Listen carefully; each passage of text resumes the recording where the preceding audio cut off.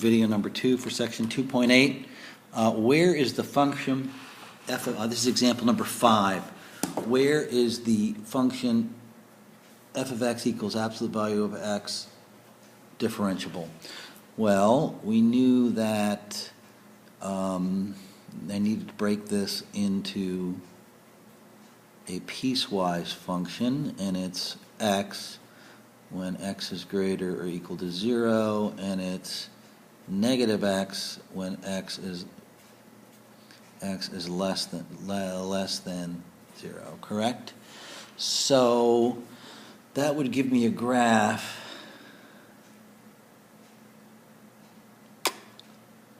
that would look, oh, I'm sorry. So that would give me a graph that looks like this. Correct? And this slope is -1, and that slope is +1. So if this is f of x, the derivative of f of x looks like this. That slope is -1, so the derivative looks like that. So, where is it differentiable? Differentiable would mean that the derivative is continuous, and in this case there's a discontinuity at 0. So this corner, as we call it,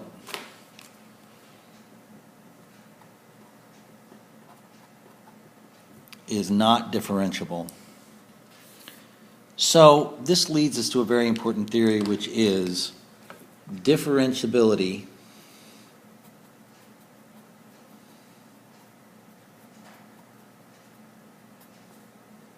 implies continuity. If this graph is continuous, that graph must be continuous. But the converse is not true. If this is continuous, you can see this is discontinuous.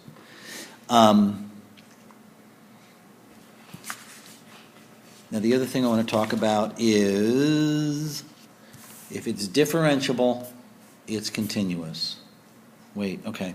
So what specific ways can a function fail to be differentiable? Well, in this first case, we have something that looks like that. This can be called a cusp or a corner, shape that looks like that. Another one is simply a discontinuity. That would also be non-differentiable. And then the other one, another possibility, is a vertical tangent line, right? There would be no limit to that slope. And how much time I got? Good. There's one more topic I want to cover, which is notation. We can use any one of 3 notations to denote the derivative. If this is our function, we could then take the derivative, calling it f prime of x, and then we could take the derivative of the derivative and call it f double prime of x, derivative of the derivative of the derivative, f triple prime of x, etc.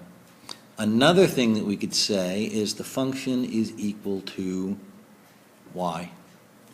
The derivative then would be y prime, the derivative of the derivative, y double prime, the derivative of the derivative of the derivative, y triple prime.